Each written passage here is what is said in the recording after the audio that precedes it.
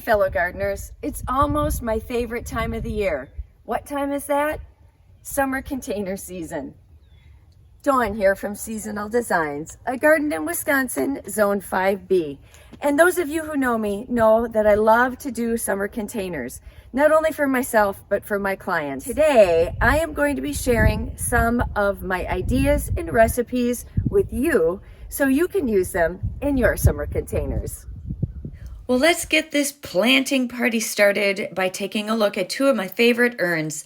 They are located outside my back patio. They are about 2.5 feet tall, 2 feet wide at the top, and they are made of a heavy-duty clay, and then they are glazed. They're a Michael Carr container. I love to change these up year after year with something different. Now, this particular year, I used a beautiful white Gora as the centerpiece. Love the Gora. It looks like little white butterflies kind of dancing on the tips of your plant in the wind. They get big and beautiful. And then, as you guys know, I like to pack my containers full. I want them to look good from day one until the end of the season, and I do that by packing them full. Now, what you're going to see is the super petunias are going to take over in this thing, but initially, for about a month and a half, you see all of these things. And there's Supertunia Mini Vista Scarlet, there's Supertunia Vista Jazzberry, there's Superbina Imperial Blue, there is Beth's Blue Isotoma, there's also Diamond Frost Euphorbia in there, and then of course the Goldilocks Creeping Jenny down the front. Now, as you'll see in this video, as time goes on, more and more of this will get covered up, and really the next picture you're going to see is when you see the Supertunias and the Superbina and the Gora. And beautiful, beautiful combination. Here's everything you need to plant up that container. All right, next up, same container, different year. Now, in this one, I had the lime green sweet potato vine as well as a lime green coleus in here. And to begin with, you could really see those. But again, as the season wore on, then that Supertunia started kicking in, the Million Bell started kicking in, and the Cleome is the thing that really got enormous and like literally covered everything else up. But once again, it turned out gorgeous. It's kind of like you put all this pretty stuff in, and the strongest eventually after a month or two will take over. But I loved how this container turned out, and I put that Beth's Blue Isotoma in the ground around each of the containers for a beautiful touch. So in this container, your main players are the Cleome, the Cosmos, the Sweet Carolyn Sweet Potato Vine, the Million Bells in Cherry Red, the Pacopa in White, and the Supertunia Daybreak Charm. All right, here we are, the third recipe in these containers. This one is really focused on this beautiful coleus called Trusty Rusty, and this guy got enormous. These were in full sun, and I had a canna in the back center of this thing, and I just worked with the oranges and the bright lime green colors. Beautiful combination. You can see here I packed it full. Some of these things kind of lost ground. The black coleus eventually got eaten up, but this container just got bigger and bigger and beautiful by the end of the season. I just let her go. So in this one, it's the coleus Trusty Rusty, a canna in orange, a coleus in black. I had a Bidens in yellow. I had the Calibrachoa in deep orange, and then, of course, the Creeping Jenny coming right down the center. All right, this is the last recipe in this particular container. This one, I did a red Mandevilla vine as my centerpiece, and this was just focused on hot colors, hot reds, hot pinks, hot oranges, lime green. And the other really pretty piece of this was the geranium with the variegated leaves, and it had a little bit of a red color. It turned out so pretty in this container. So the recipe for this one was the red Mandevilla vine, a geranium with variegated leaves. I have Superbina red in here. I have a Calibrachoa orange. I have Homestead Hot Pink Verbena as well as the Gold Creeping Jenny. Next up are two resin containers that look like clay. They are out in the elements 24/7. I've had them for at least 25 years.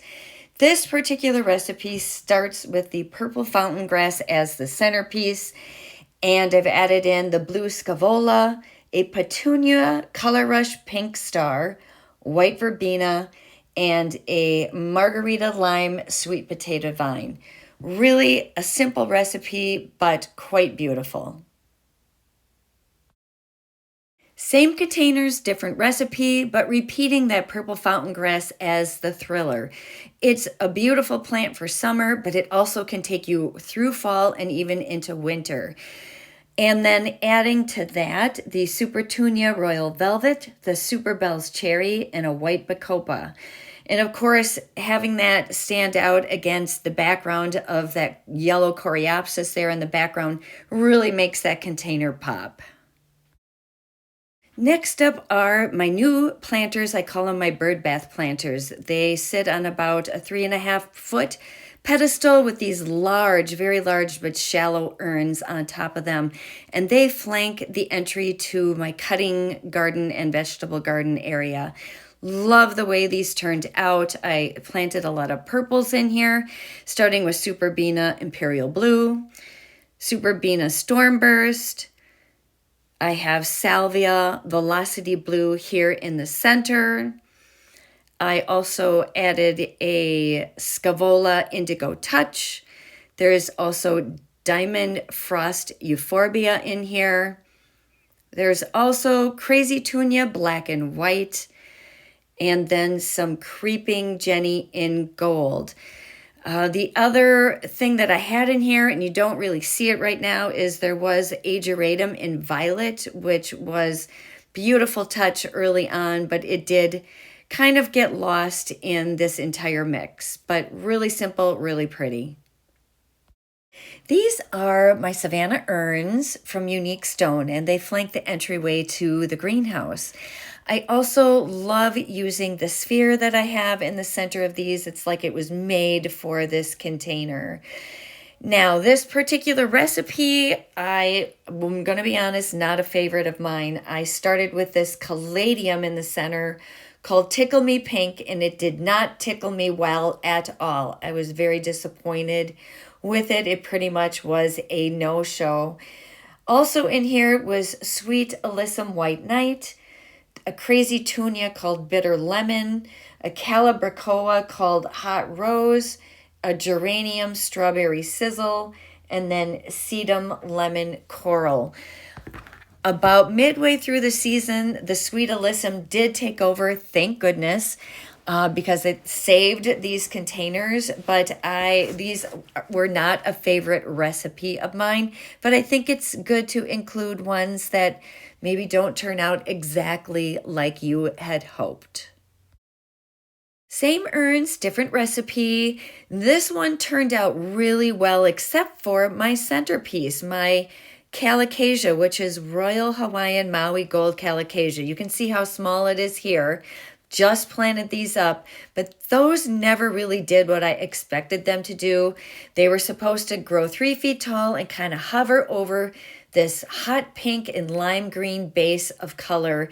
And the base was fantastic. Everything in the bottom did well, but the Calicasia never really hit its stride. I don't know if my season just wasn't long enough or it just wasn't happy, but nonetheless, it still was quite a lovely container. I would do this again, but I would maybe use something else as my filler. So in this, the recipe for this is the Royal Hawaiian Maui Gold Calicasia. There's Calabricoa Rose Quartz, which was fantastic. There was a Rainbow Spurge. There was Scavola Fashion Pink. There was also Gomphrena Hot Pink, and then Gold Mound Sedum. And my idea for this was everything was going to stay kind of within the confines of the container. Nothing was supposed to spill over and hide my gorgeous container. Now, these two containers flank the entryway to one of my clients' homes, and her favorite colors are reds and purples. And this is a very simple recipe, but wow, wow, did these turn out stunning. I had a red Mandevalia vine in the center.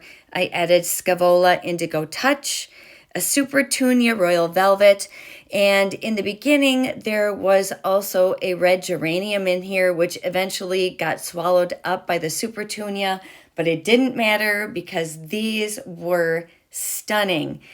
And had these been at my house, I probably would have moved them into my greenhouse come fall so that I could have enjoyed them throughout fall and part of winter. They turned out absolutely beautiful. Next up is another set of client containers, but these are out in front of their storefront. A very simple recipe using the pink Mandevalia vine for the center, the lobelia blue carpet, and then gold creeping Jenny. Simple recipe, but absolutely stunning. These particular containers got me 3 additional clients that were just down the way from this storefront because these containers were so striking. Absolutely beautiful. Next up is an unusual container. I planted up this Michael Carr 9-hole strawberry container to make it a focal point kind of on a pedestal in my front garden. The recipe for this one is a Verbena bonariensis, a Waikiki sunset, Lysomachia, and a red pentas. And this one turned out really neat. You can see that verbena just really got enormous in the center of this container. It was a very striking centerpiece in my front garden. The 2 plants I interspersed throughout the holes in the bottom. I tried to keep them a bit more pinched back so they stayed a little lower, and it really turned out very lovely. Now, the one thing I will tell you about this is you really need to keep this baby watered because it did tend to dry out a little quicker. So I did feel like I was watering this every day, but I absolutely love the way it turned out. And I'm likely to repeat this one over and over again. Next up is another client container.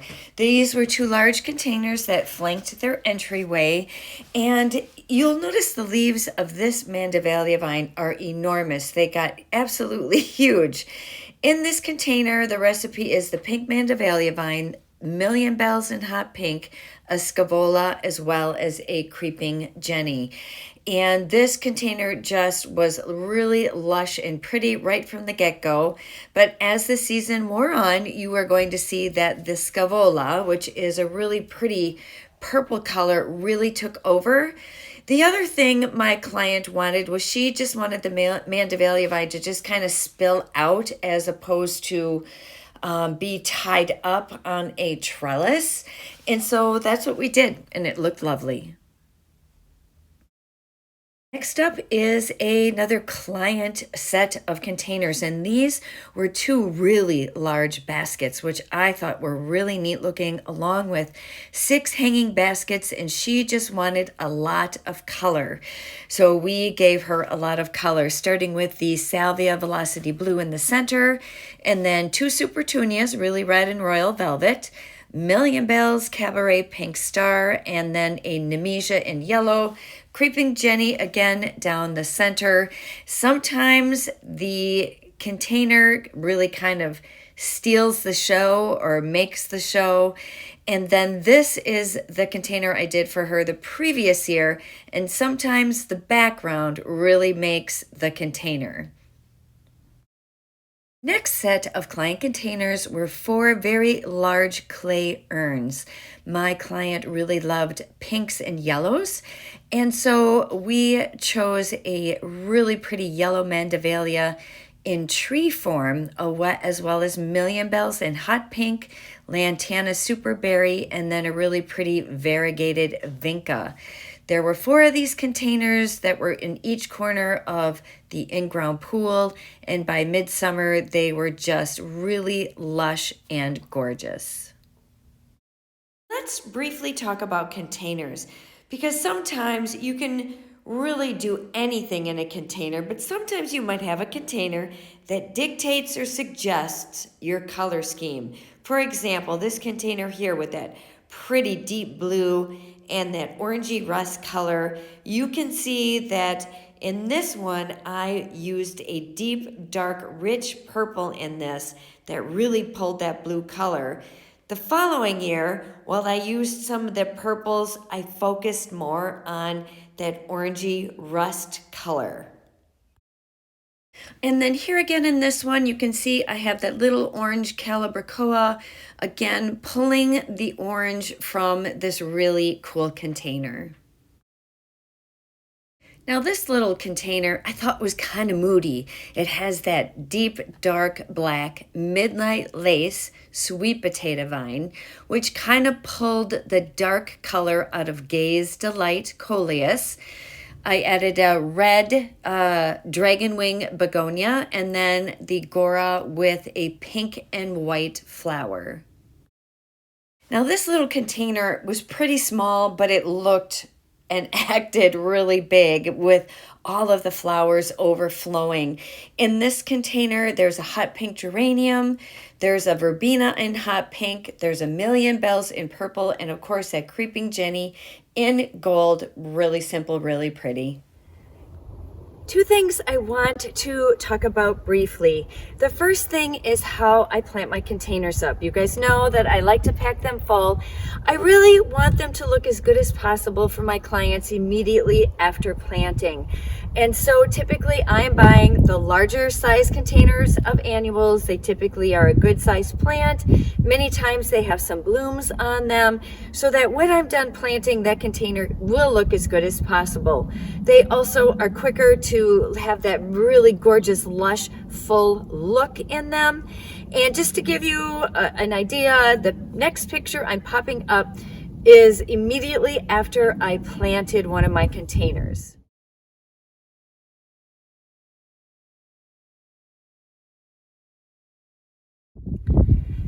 So I don't want you to feel like you need to pack it in like that.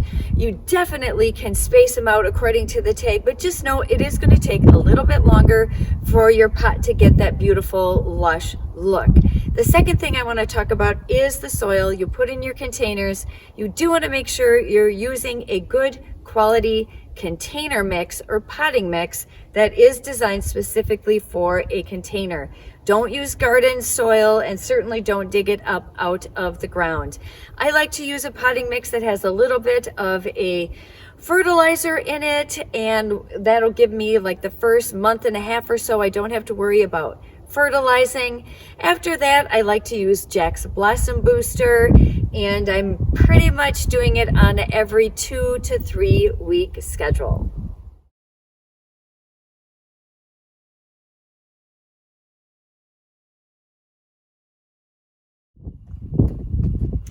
Well, that is going to be it for today's video. I hope that I gave you a lot of great ideas.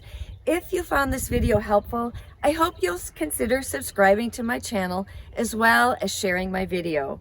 I want to thank you guys for watching, and we will see you real soon in the next video. Take care.